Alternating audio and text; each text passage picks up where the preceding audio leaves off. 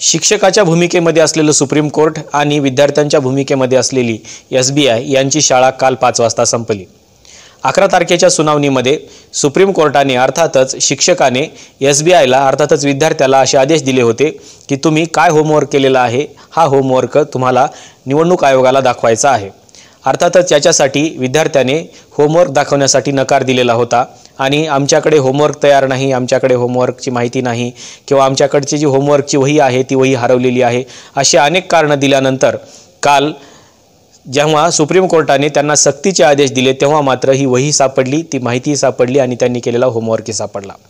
11 तारखेच्या सुनावणीमध्ये सुप्रीम कोर्टाने SBIला असे आदेश दिले होते की इलेक्ट्रॉल बॉन्डच्या बाबतीमधली जी सर्व माहिती आहे ही सर्व माहिती तुम्ही 12 तारखेच्या 5 वाजेपर्यंत इलेक्शन कमिशनला द्यायची आहे आणि इलेक्शन कमिशनने ही माहिती 15 तारखेच्या 5 वाजेपर्यंत ती त्यांच्या वेबसाईटवरती पब्लिश करायची आहे। अर्थातच ती माहिती जनतेसाठी उपलब्ध करून द्यायची आहे।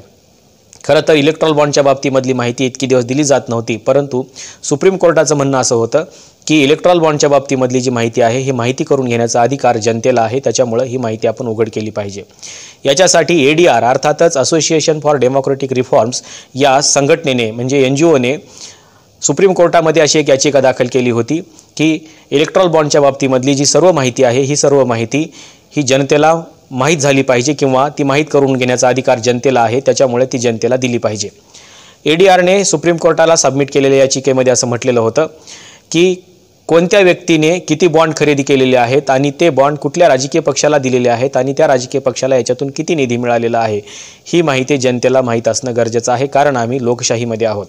लोकशाहीमध्ये सर्व कारभार हा पारदर्शक असला पाहिजे आणि पारदर्शक कारभार केल्याशिवाय लोकशाही यशस्वी होणार नाही। म्हणूनच असोसिएशन फॉर डेमोक्रेटिक रिफॉर्म्स या ऑर्गनायझेशनने सुप्रीम कोर्टाला अशी विनंती केलेली होती की आतापर्यंत अर्थातच 2024 पर्यंत कोणत्या पक्षाला किती निधी मिळालेला आहे, अर्थातच किती इलेक्ट्रॉल बॉन्ड मिळालेले आहेत याची माहिती आम्हाला हवी आहे, अर्थातच ती जनतेला हवी आहे, अशा प्रकारची विनंती त्यांनी केली होती।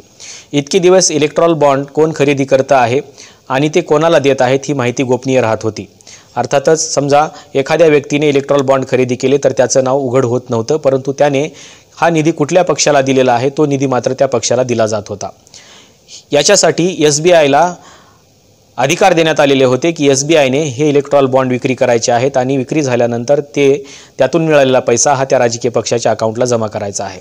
आणि म्हणूनच इलेक्ट्रॉल बॉन्डच्या बाबतीमधली ही जी माहिती आहे ही माहिती गोपनीय ठेवण्याची विनंती देखील SBIने आणि जे लोक हे बॉन्ड खरेदी करतात त्यांनी केलेली होती आणि त्याच विनंतीला अनुसरून भाजप सरकारने ही माहिती गोपनीय ठेवण्याचा निर्णय घेतलेला होता। परंतु ADRने जी याचिका दाखल केलेली होती त्या याचिकेवरती सुनावणी करत असताना सुप्रीम कोर्टाने मात्र ही माहिती उघड करण्याचा आणि जनतेला ती माहीत असावी या पद्धतीचा आदेश दिलेला होता, परंतु SBIने ही माहिती उघड करण्यासाठी नकार दिलेला होता। म्हणूनच आतापर्यंत कोणत्या व्यक्तीने किती बॉन्ड खरेदी केलेले आहेत आणि ते कुठल्या राजकीय पक्षाला दिलेले आहेत ही माहिती होत नव्हती, फक्त आकडे मात्र समोर येत होते। आणि आपल्याला माहिती आहे की दरवर्षी जे काही इलेक्ट्रॉल बॉन्ड जमा होतात ते फक्त सत्ताधारी वर्गाच्या बाजूने जमा होतात किंवा सत्ताधारी वर्गाला सगळ्यात जास्त निधी या इलेक्ट्रॉल बॉन्डच्या माध्यमातून दिला जातो। ADRच्या अहवालानुसार आपण मागच्या व्हिडिओमध्ये बघितलं होतं की ADRच्या अहवालानुसार 2017-18 मध्ये 210 कोटी भारतीय जनता पक्षाला जमा झालेले होते। 2018-19 मध्ये हाच आकडा भाजपचा 1450 कोटी इतका होता आणि 2019-20चा हाच आकडा 2555 कोटी इतका होता।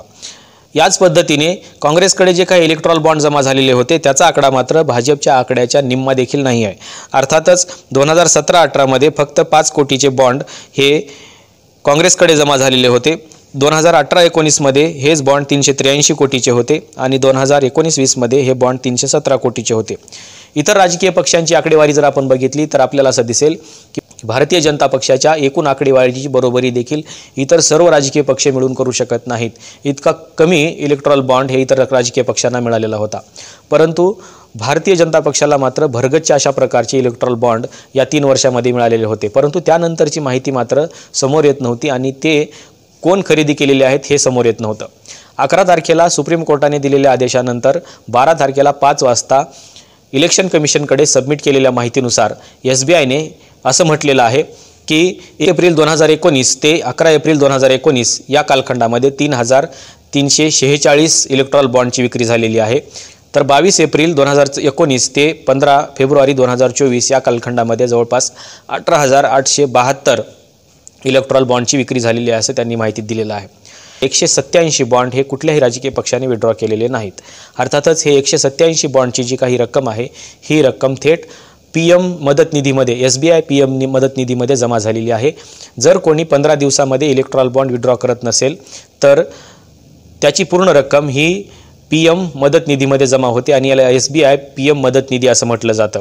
इलेक्ट्रॉल बॉन्ड हे एखादी व्यक्ती एखाद्या राजकीय पक्षाला का देते तर त्यांना यामधून 100% कर सवलत देखील मिळते।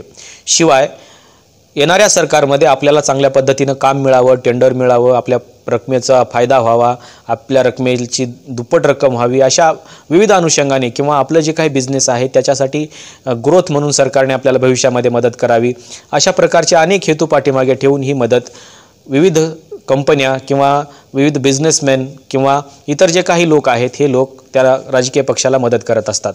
आणि म्हणूनच इलेक्ट्रॉल बॉन्डची संख्या दिवसेंदिवस वाढत चाललेली होती, परंतु ही माहिती गुप्त ठेवल्यामुळे कोणती व्यक्ती कोणत्या राजकीय पक्षाला किती निधी देते आणि कोणती कंपनी कोणत्या राजकीय पक्षाच्या पाठीमागे आहे हे समजत नव्हतं। अर्थातच लोकशाहीमध्ये हे सगळं उघड होणं अपेक्षित होतं। सुप्रीम कोर्टाने घेतलेला निर्णय हा अभिनंदनीय निर्णय आहे, कारण लोकशाहीमध्ये जनतेला किंवा लोकांना सर्व काही माहिती करून घेण्याचा अधिकार असतो। याच्यामुळे लोकशाहीच्या पाठीमागे कुठेतरी भांडवलदार तर उभे नाही येत ना, हे यावरून दिसून येईल। बघूया, आणखीन तर नावं जाहीर झालेली नाहीत, पण 15 तारखेला 5 वाजता मात्र हे जाहीर होणार आहे की कोणत्या व्यक्तीने कोणत्या राजकीय पक्षाला किती निधी दिलेला आहे। त्याची माहिती देखील आपण घेणार आहोत। तोपर्यंत या व्हिडिओमध्ये इथंच थांबूया। धन्यवाद।